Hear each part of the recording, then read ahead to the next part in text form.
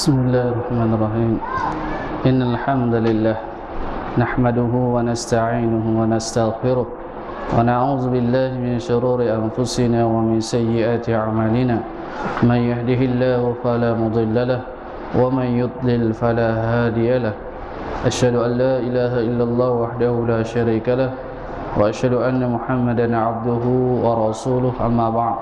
Fa inna asdaqal hadits kitabullah wa khairal hadi hadi Muhammadin sallallahu alaihi wasallam wa syarrul umuri muhdatsatuha wa kullu muhdatsatin bid'ah wa kullu bid'atin dhalalah wa kullu dhalalatin finnar. Ikhwani fid din rahimakumullah, para jemaah yang dirahmati Allah Subhanahu wa taala. Alhamdulillah, pada malam ini dapat lagi kita berkumpul dan duduk di dalam majlis ilmu ini, yang mana seperti biasa pada malam ini kita akan menyambung kembali kuliah akidah, di mana pada kesempatan ini kita akan mempelajari satu bab di dalam kitab Tauhid yang ditulis oleh Syekh Muhammad bin Abdul Wahhab rahimahullah. Bab An-Nahyu an Sabbir Rih, larangan dari mencela angin, melaknat ataupun mencela ar-rih, yaitu angin.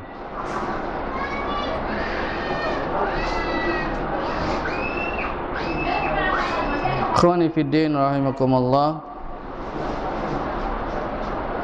seperti mana yang kita ketahui bersama bahwasanya Allah Subhanahu wa taala menciptakan segala ciptaannya dengan sempurna. Tidak ada kekurangan ataupun kecacatan. Semua ciptaan Allah Subhanahu wa taala adalah merupakan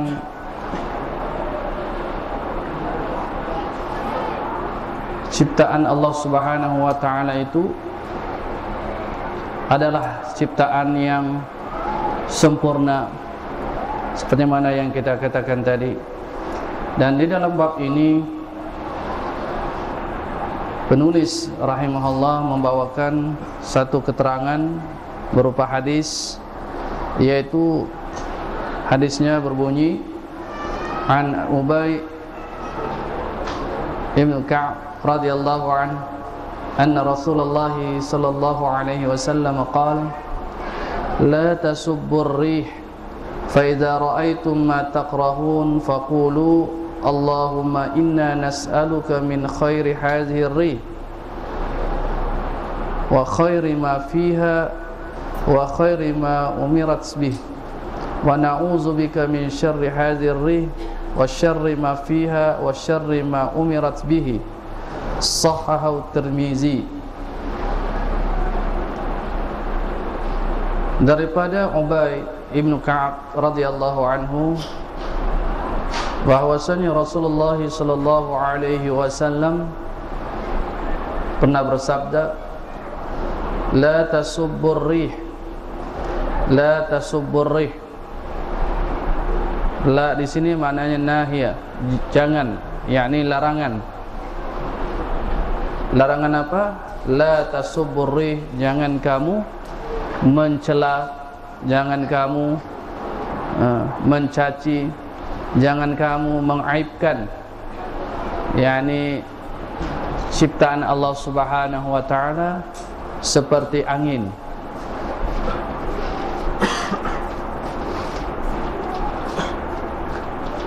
Dan kita tahu bersama bahwasanya angin, udara, dan ciptaan Allah Subhanahu wa taala seperti cakrawala,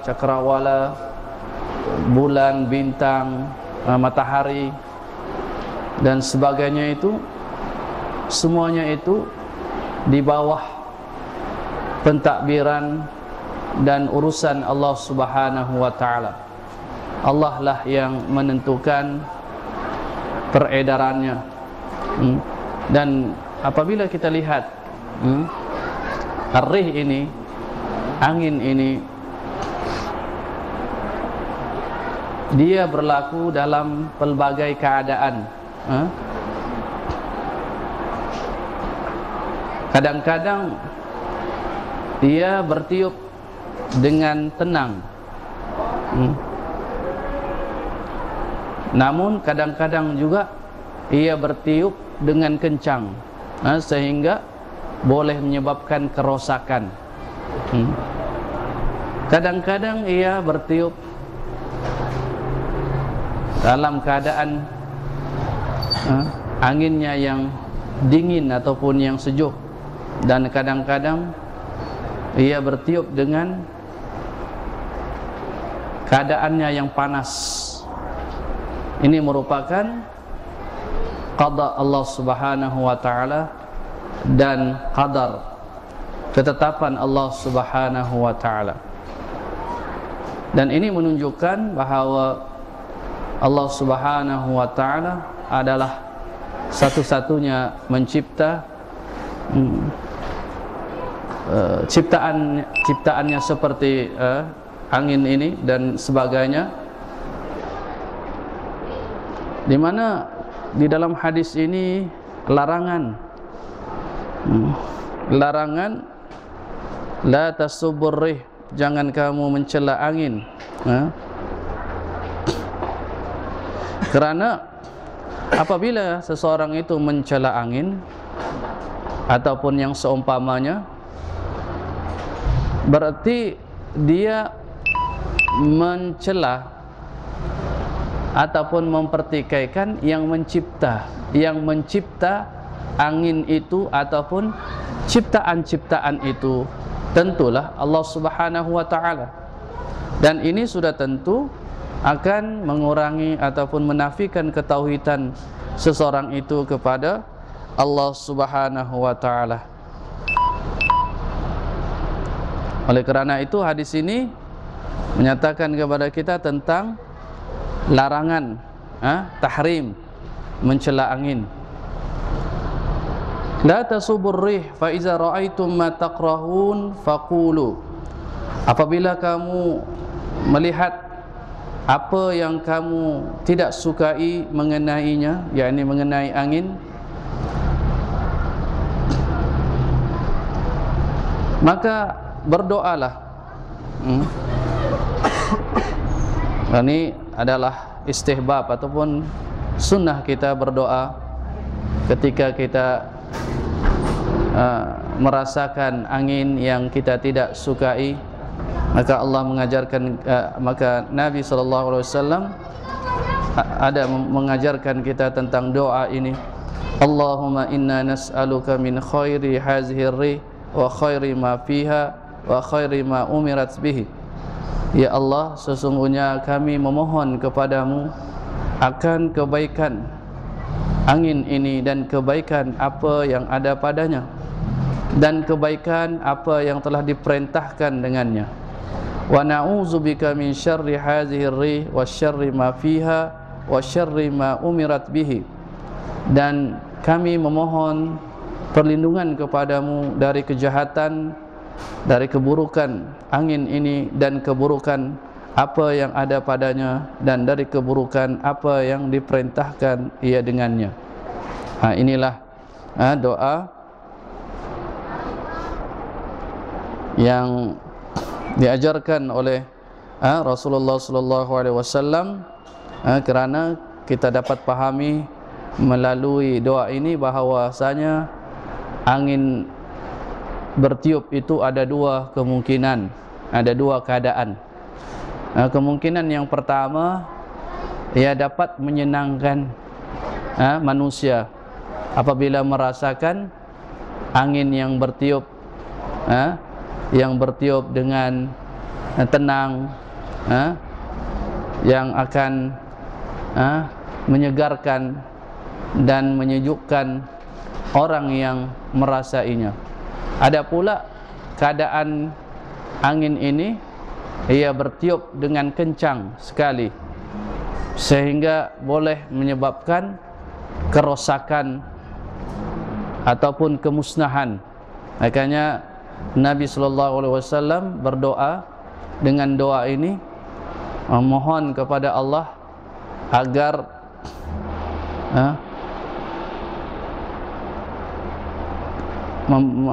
agar Allah Subhanahu wa taala memberikan kebaikannya dari angin yang bertiup itu, dan memohon perlindungan dalam masa yang sama, memohon perlindungan kepada Allah dari keburukan angin yang dirasainya ataupun yang datang itu.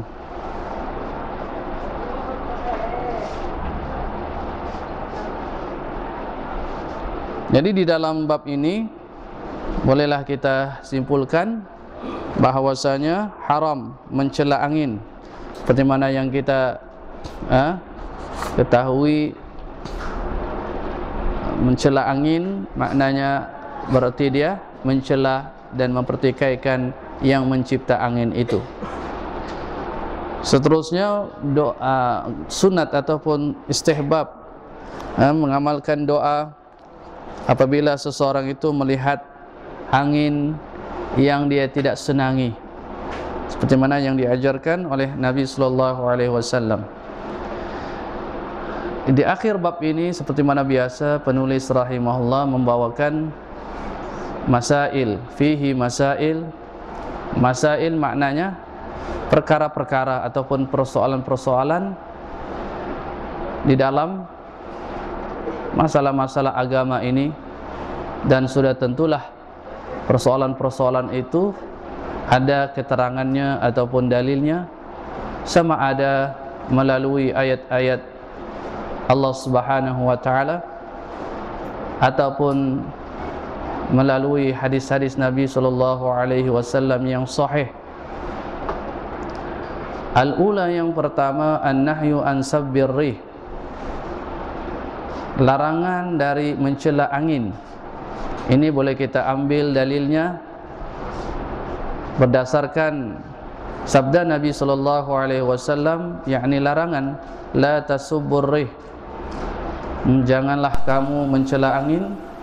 Kerana apa? Kerana mencela angin itu berarti dia mencela yang menciptakan angin itu dan yang meniupkan angin itu, yaitu Allah Subhanahu wa taala, dan tentulah ini mengurangi ataupun merosakkan ketauhidannya kepada Allah Subhanahu wa taala.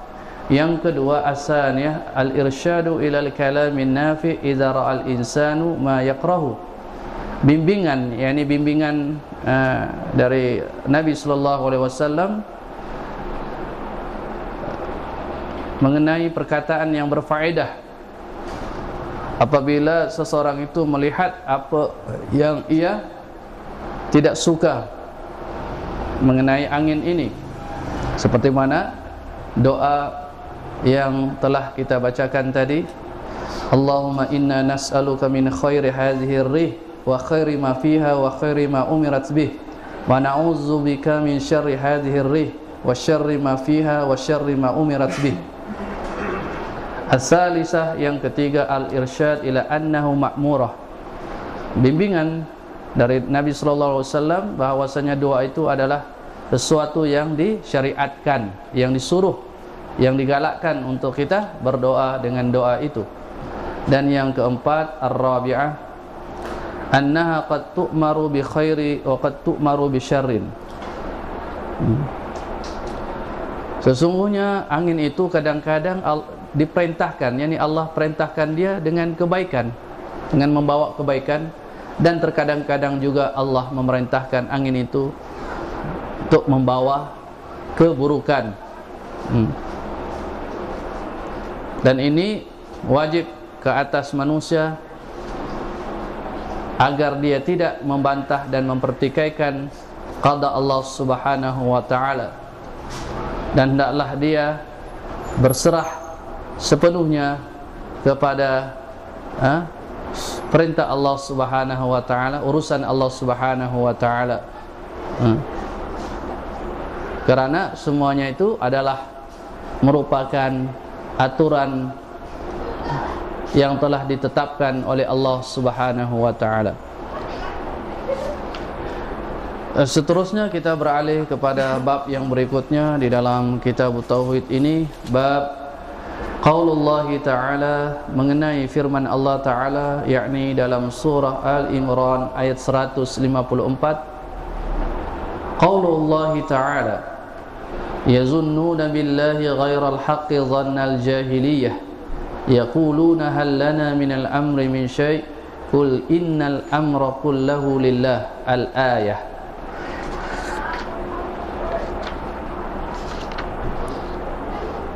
Yazunnuna billah,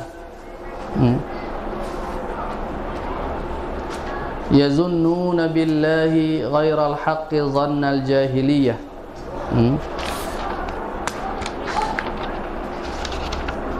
Yang mana ayat ini juga telah tersebut di dalam bab yang sebelum ini, berkenaan tentang perkataan lau, andainya ataupun kalaulah. Jadi ini merupakan ayat ini seperti mana yang telah kita nyatakan, bahwasanya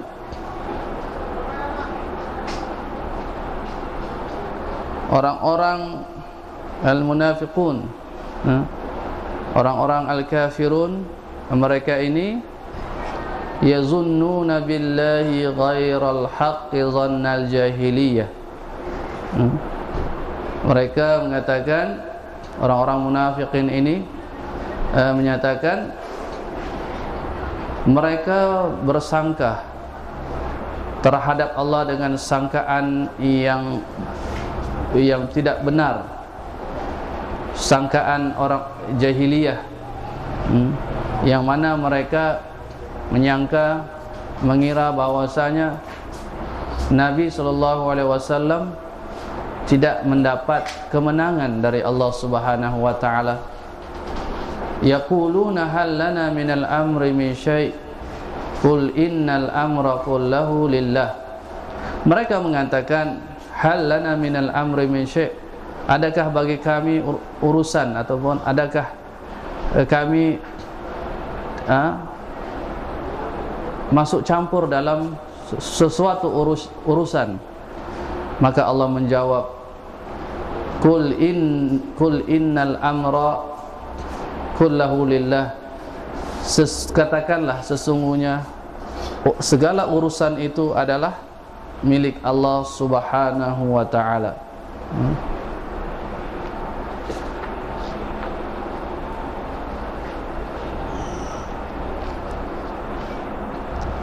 Baik.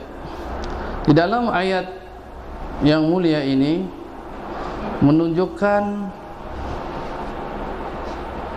orang-orang munafikin itu bersangka buruk terhadap Allah.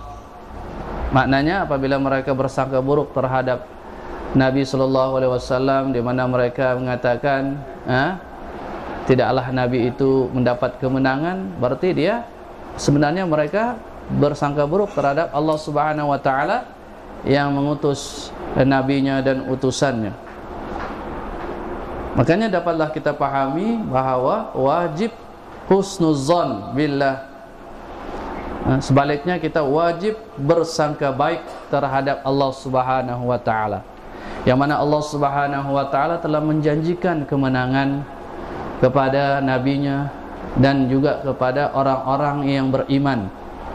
Makanya kita sebagai umat Nabi sallallahu alaihi wasallam, maka kita wajib wajib bersangka baik terhadap janji Allah Subhanahu wa ta'ala, yang mana Allah Subhanahu wa ta'ala telah menjanjikan akan memelihara dan menjaga agama ini sehingga hari kiamat. Maka kita perlu meyakini bahawasanya Allah Subhanahu wa taala akan memberi telah memberikan jaminan kepada manusia ini bahawa dia, yakni Allah, akan senantiasa menjaga agama ini. Di mana di antaranya Allah Subhanahu wa taala berfirman, "Huwallazi arsala rasulahu bil huda wa dinil haqq liyudhhirahu 'alad dini kullih walau karihal musyrikun." Dialah, yakni Allah, yang telah mengutuskan rasulnya, yakni Muhammad sallallahu alaihi wasallam, dengan petunjuk dan agama yang benar untuk memberi kemenangan atas segala agama yang lain, walaupun orang-orang musyrikin tidak menyukainya. Jadi kita harus dan perlu ataupun wajib kita berhusnuzon, bersangka baik terhadap Allah, terhadap janji-janji Allah Subhanahu wa taala, yang mana Allah Subhanahu wa taala akan memberi kemenangan kepada umat Islam. Namun adakah umat Islam itu berdiam diri sahaja? Mereka perlu melakukan sebab-sebab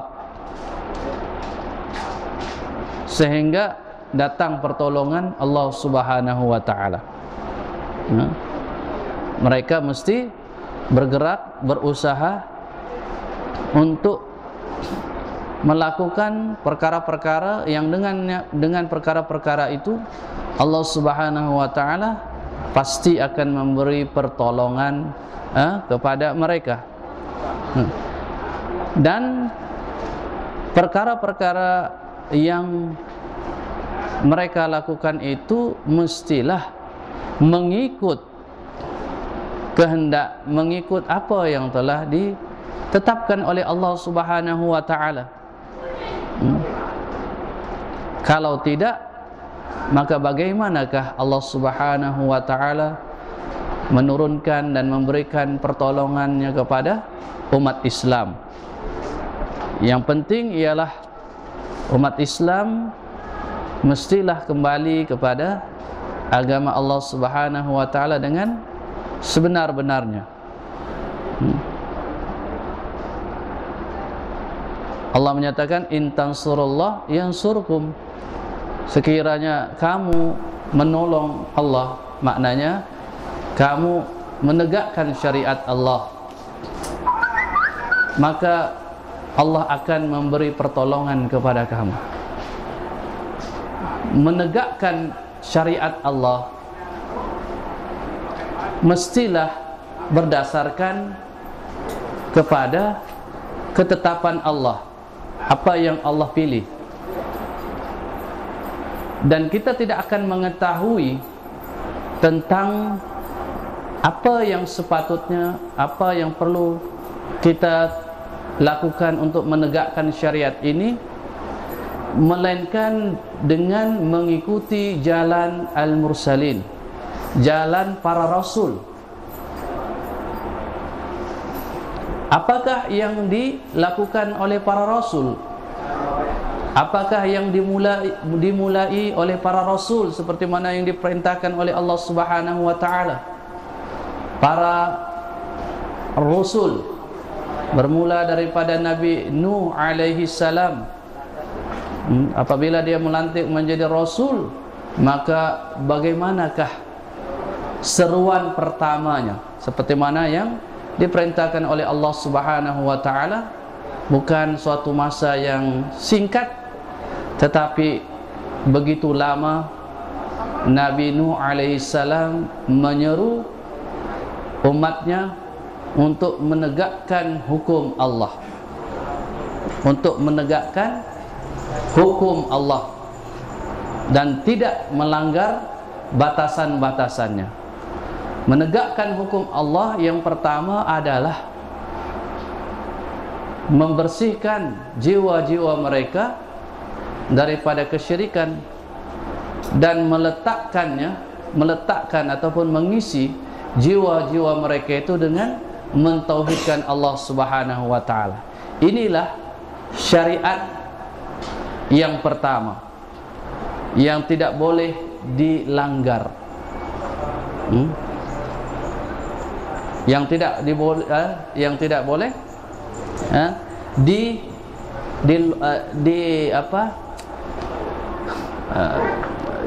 boleh diabaikan. Kadang-kadang ada orang yang memberi penafsiran tentang hukum Allah ini, tetapi tidak tepat, sehingga berlaku fitnah, berlaku pergaduhan, perselisihan di kalangan umat Islam ini tentang penafsiran, tentang penafsiran apa itu hukum Allah Subhanahu wa taala. Kadang-kadang ada di antara mereka yang sempit pemahamannya, sehingga mereka mengertikan bahwa hukum Allah itu hanya terhad kepada sesuatu persoalan,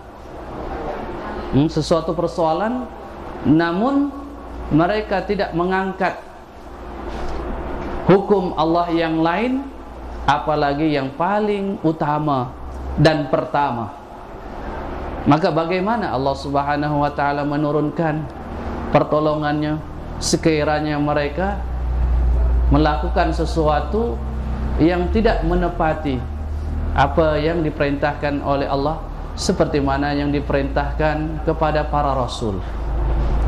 Oleh kerana itu tidak ada jalan untuk kita menegakkan syariat ini kecuali dengan mengikut jalannya para rasul.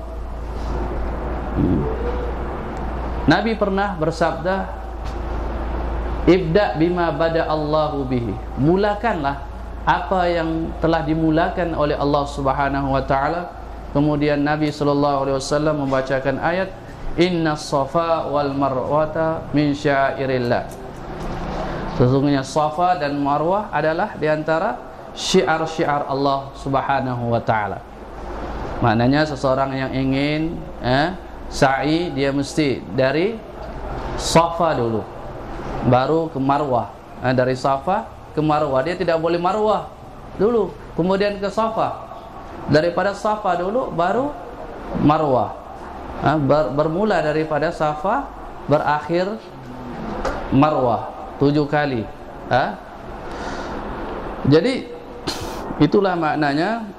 Kita kembali kepada apa yang kita pelajari di dalam bab ini, bahwasanya di dalam ayat yang mulia ini tentang wajibnya kita bersangka baik terhadap Allah Subhanahu wa taala, dan itu merupakan kewajiban-kewajiban ataupun tuntutan-tuntutan tauhid.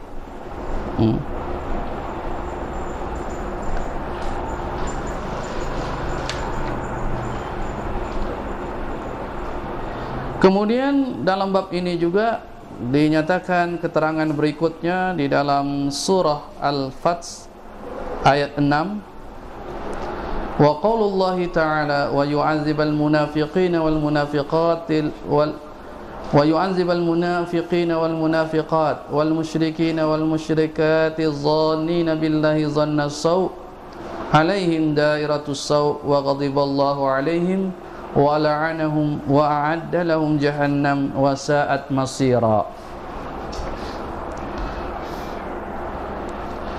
Wa yu'azibul munafiqin,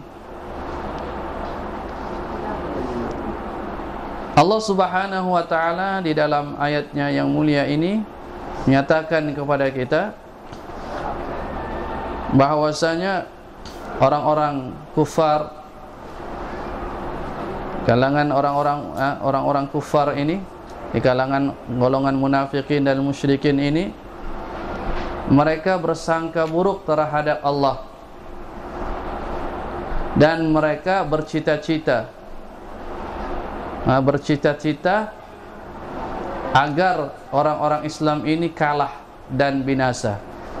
Akan tetapi Allah Subhanahu wa ta'ala membalas tipu daya mereka ini, dan mengancam mereka dengan azab di dunia dan azab di hari akhirat.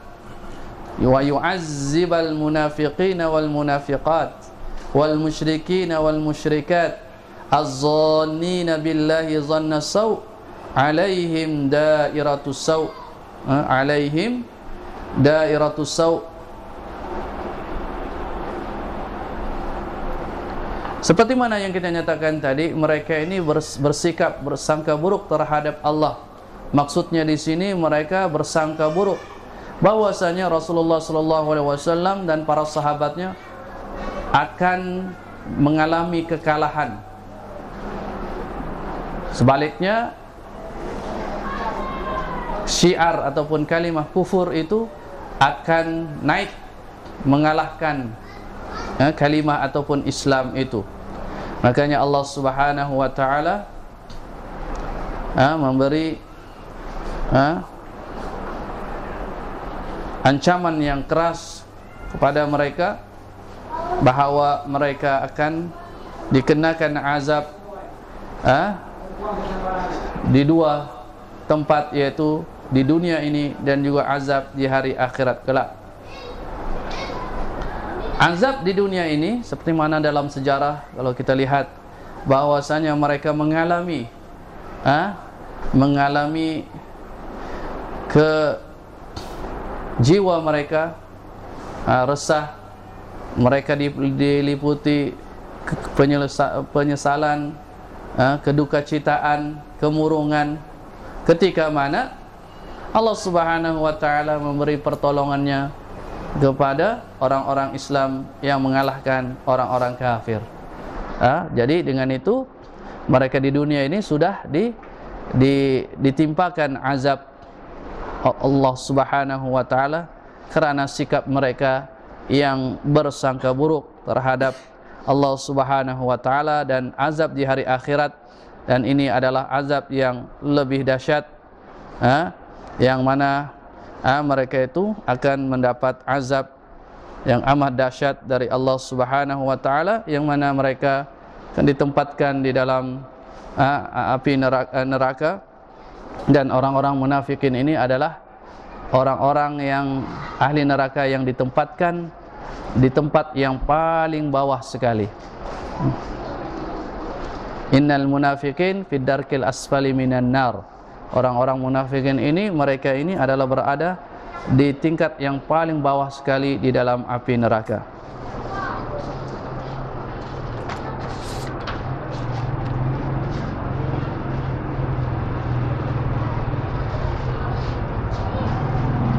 Allah Subhanahu wa taala menyatakan di dalam ayat ini, wa ghadiballahu alaihim, wa ghadiballahu alaihim.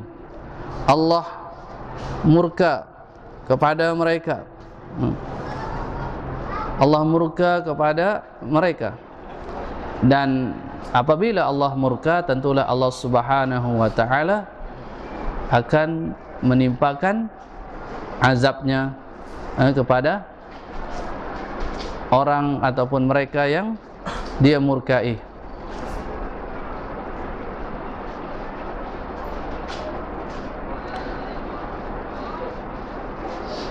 Dan seperti mana yang kita nyatakan bahawa al-ghadab sini adalah di antara sifat Allah Subhanahu wa taala al-fi'liyah, yang berupa perbuatan Allah Subhanahu wa taala. Dan seperti mana yang kita telah maklumi bersama-sama bahwasanya kita wajib menetapkan nama-nama dan sifat-sifat Allah Subhanahu wa taala tanpa menyamai, menyerupainya dengan sesuatu pun. Seperti mana di dalam surah Asy-Syura ayat 11, laisa kamitslihi syai'. Dia tiada, laisa kamitslihi syai'. Dia tiadalah umpama seperti sesuatu. Artinya Allah Subhanahu wa taala tidak boleh disamakan, diserupakan dengan sesuatu pun. Allah Subhanahu wa taala misalnya di dalam ayat ini bersifat dengan sifat marah, al-ghadab. Bahawa sifat ini adalah mengikut kelayakan dan kemuliaan Allah Subhanahu wa taala. Tidak boleh kita samakan sifat Allah itu dengan sifat makhluk. Wala'anahum, kemudian Allah melaknat mereka. Allah melaknat melaknat ini maknanya menjauhkan mereka dari rahmat Allah Subhanahu wa taala. Ini maknanya laknat. Kalaulah disebut laknat di dalam Al-Qur'an ataupun dalam hadis Nabi sallallahu alaihi wasallam, misalnya Allah melaknat orang-orang kafirin, orang-orang munafikin, ataupun Allah melaknat orang-orang yang melakukan dosa-dosa, sesuatu dosa, maka berarti maknanya dia terhalang ataupun dijauhkan dari rahmat Allah Subhanahu wa taala. Apabila dia telah dijauhkan oleh Allah dari rahmat Allah Subhanahu wa taala, maka dia terdedah dengan azab Allah Subhanahu wa taala.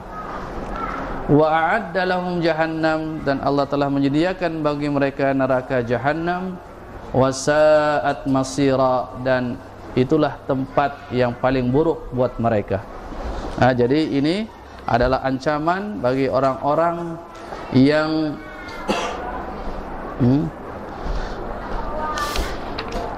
ancaman bagi mereka, yaitu orang-orang munafikin dan orang-orang musyrikin, yang mana mereka ini bersangka buruk terhadap Allah Subhanahu wa taala, di mana mereka menyangka dan mengira bahwasanya Nabi sallallahu alaihi wasallam dan para sahabat, orang-orang yang beriman, tidak mendapat kemenangan, bahkan mereka mendapat kekalahan.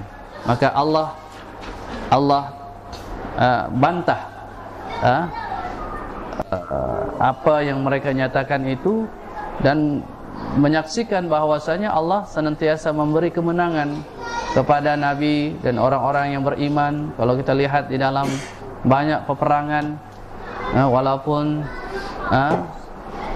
kalau dilihat dari segi persiapan dan sebagainya, orang-orang kafir, orang-orang musyrikin begitu lengkap persenjataannya, persiapannya, tetapi Allah Subhanahu wa taala ingin menunjukkan kekuasaannya dan menunjukkan, ingin memuliakan orang-orang yang beriman, Nabi sallallahu alaihi wasallam dan para sahabatnya, sehingga kalau kita lihat contohnya yang nyata di dalam peperangan Badar sendiri, di mana bilangan umat Islam yang diterajui, diketuai oleh Nabi sallallahu alaihi wasallam sendiri hanya tidak lebih kurang 313 orang sahaja, berbanding dengan orang-orang musyrikin yang lebih kurang jumlahnya begitu ramai, lebih kurang 1000 orang dengan senjata dan peralatan yang lebih hebat daripada apa yang dimiliki oleh umat Islam ketika itu. Namun kemenangan berpihak kepada kaum muslimin, dan ini diantara kejayaan dan kemenangan tentulah dari Allah Subhanahu wa taala. In tansurullah yansurkum. Kemudian di dalam ayat ini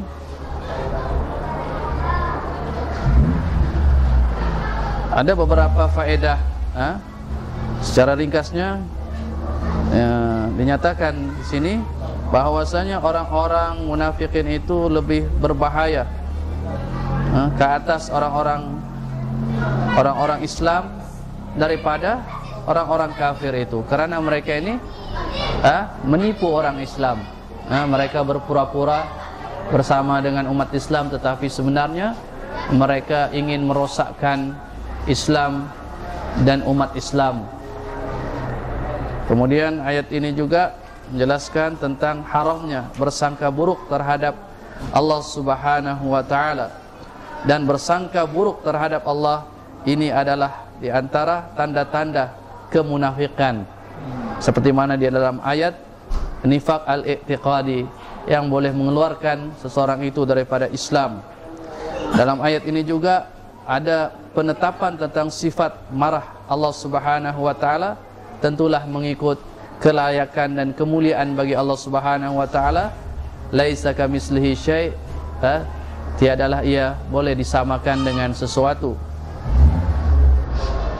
Dan dalam ayat ini juga boleh melaknat orang-orang kafir secara umum. Secara umum.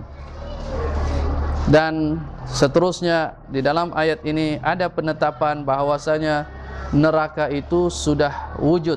Neraka itu sudah wujud, sudah disediakan oleh Allah Subhanahu wa taala.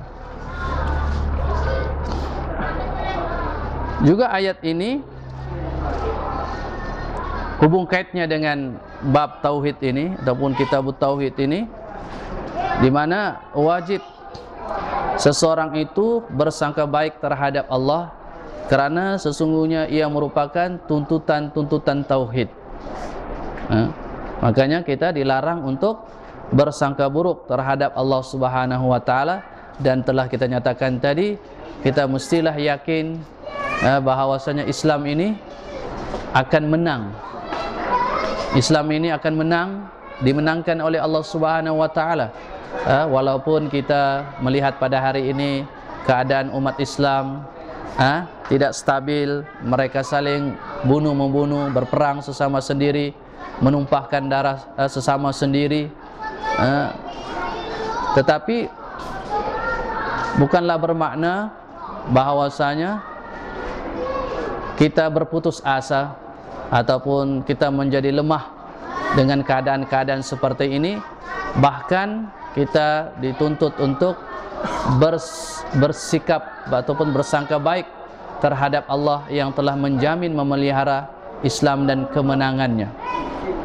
Cuma persoalannya ialah bagaimanakah seseorang itu mendapat pertolongan Allah Subhanahu wa taala. Seperti mana yang kita nyatakan tadi, maka hendaklah mereka kembali kepada Islam yang sebenarnya. Bagaimana para rasul menyeru umat mereka, begitulah kita perlu lakukan, terutama bagaimana kita menegakkan syariat Allah Subhanahu wa taala. Tentulah daripada perkara yang paling penting, yang paling utama, yaitu menegakkan tauhid di muka bumi ini, dan merobohkan kesyirikan dan jalan-jalan kesyirikan itu. Dan ini adalah perkara yang perlu dilakukan secara terus-menerus, sehingga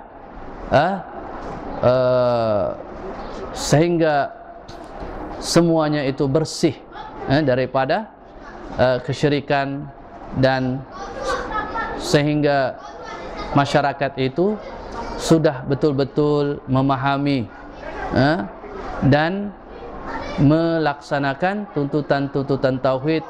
Maka dengan itu pasti pertolongan Allah Subhanahu wa taala akan turun, akan mereka nikmati apabila mereka mengikut aturan-aturan seperti mana yang ditetapkan oleh Allah Subhanahu wa taala. Jadi untuk ini yang dapat kita sampaikan kuliah akidah kita pada malam ini. Mudah-mudahan apa yang kita pelajari sedikit sebanyak memberi ilmu yang bermanfaat kepada kita, terutama untuk memahami tentang akidah yang benar. Mudah-mudahan Allah memberikan kita kekuatan, keyakinan dan akidah yang benar. Aqulu qouli hadza wa astaghfirullah li wa lakum, wa sallallahu ala Muhammad wa ala alihi wa sahbihi wasallam. Alhamdulillahirabbil alamin. Wassalamu alaikum warahmatullahi wabarakatuh.